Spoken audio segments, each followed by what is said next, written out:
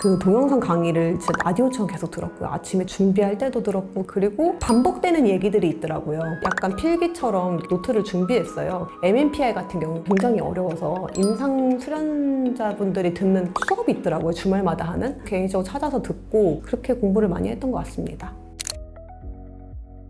제가 성격이 누구랑 이렇게 얼굴을 마주보고 얘기하는 게 별로 이렇게 즐기지 않고, 그러니까 성격상 스케줄상 이제 그분들과 시간을 맞출 수도 없었고, 그래서 혼자 공부하게 됐던 것 같고, 아쉬웠던 점은 말의 속도감이라던가 시간이라던가 체크하면서 했으면 참 좋았을 텐데 그냥 머릿속으로 생각을 하면서 이걸 준비해서 막상 시험 당일날 고생을 하지 않았나 싶습니다. 근데 만약 다시 한다고 해도 준비할 것 같습니다. 네, 저는 정경아 교수님께서 많이 기억에 남았는데요. 케이스를 볼 때 호소 문제가 뭔지, 촉발 요인이 뭔지, 인지, 행동, 정서로 이렇게 구분해서 보고 어떻게 목표를 잡아서 이거를 이끌어 갈지 매뉴얼을 딱 정해주셔가지고 면접 볼 때도 그 순서대로 발표를 했던 것 같습니다. 특히 면접 동영상을 꼭 들으셔야 하는 게 교재에는 나와 있지 않은 얘기를 굉장히 많이 해주셨어요. 제가 면접 준비할 때가 진짜 바쁠 때였거든요. 라디오처럼 그 강의를 계속 들었어요. 저같이 말체주 없는 사람도 문득 생각나면서 굉장히 아웃풋이 잘 됐던 것 같습니다.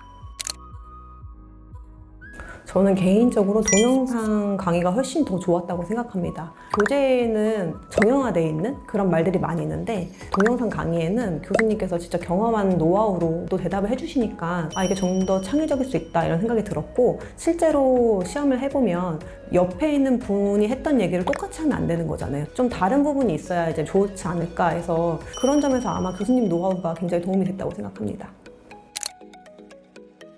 제가 본 데는 대전이었는데 3분이 들어갔고 3분이 계셨어요. 순서도 앉는 자리로 고정시켜서 1, 2, 3 되는 경우가 있고, 저 같은 경우는 이번 문제는 여기가 1번, 다음 문제는 제가 1번, 다음 문제는 여기가 1번 막 이렇게 했던 것 같습니다. 실제는 한 10분도 안 볼 텐데 제 느낌에는 굉장히 막 많은 시간 같아서 아마 10분도 안 볼 거예요. 딱 빨리빨리 해야 한다고 말씀도 하세요. 왜냐면 워낙 많은 분들이 대기를 하고 있고, 저는 제일 처음 타임이었고 교수님들께서 필요하시기 전에 봐서 좀 좋은 점수를 준 게 아닐까 싶기도 해요. 아침에 보십시오.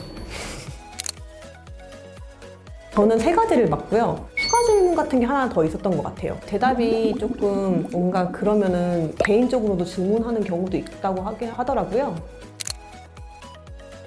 일단 케이스 같은 경우에는 책에 나와 있던 게 거의 그대로 나왔고, 근데 이제 거기서 이제 질문하는 종류가 달라요. 만약에 네가 팀을 꾸리려면 어떤 프로그램을 하고 싶어? 어떤 집단 검사를 하고 싶어? 어떤 걸 더 좋아해? 뭐 이런 질문이 나왔던 것 같아요. 제가 마지막에 질문받았던 거는 학대를 받고 있다고 판단되는 경우에 어떻게 접근을 할 건가 이런 질문을 했는데, 지인 중에 해바라기 센터에 일하시는 분이 계세요. 대강 이런 일을 하는 기관인 건 알고 있었거든요. 다른 분들이 그 얘기를 안 하셔가지고 그런 얘기를 했었는데 그런 것도 많이 도움이 됐던 것 같아요.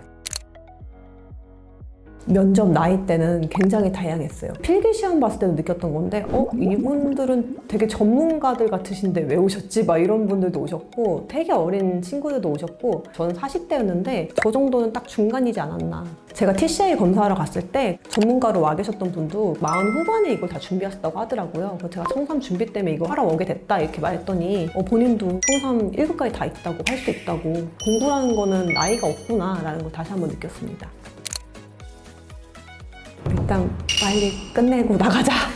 전 지금 다시 면접 본다고 해도 또 이런 상태일 것 같아요. 심장 소리가 제 귀에 들릴 정도였어요. 막 너무 긴장돼가지고 머릿속이 하얘지고 막 이래서, 그래도 정신을 계속 잡고 천천히 하려고 하니까 또 공부한 내용이 머릿속에 생각이 들더라고요.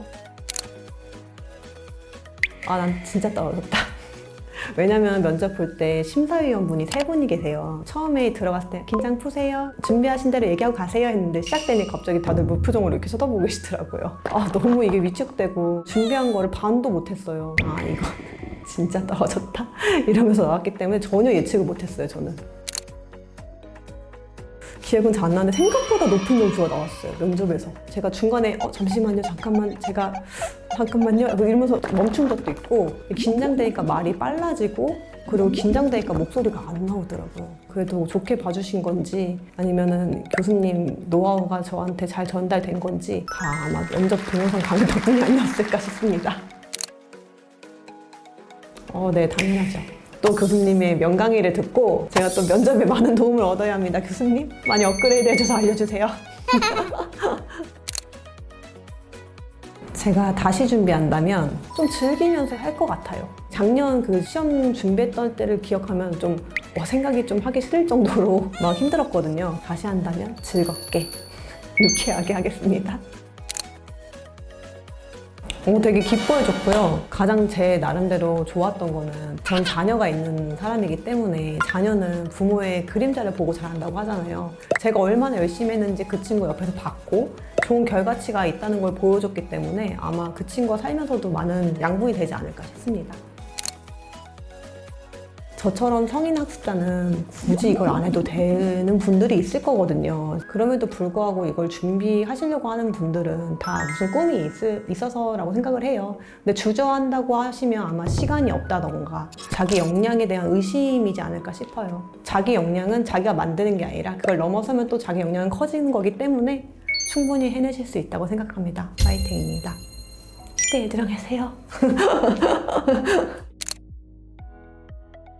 네, 딱히 없었고 학생들한테 더 주려고 노력을 하지 뭐 안 좋게 하려고 하시는 교수님은 없거든요. 다만 이제 학생의 취향과 성향이 안 맞을 수는 있잖아요. 성향 차이 때문에 어쩔 수 없는 거라고 생각합니다. 네, 안녕하세요. 저는 중년에 들어서고 있는 육아맘이자 직장맘이자 박사학위를 공부하고 있는 강줄기라고 합니다.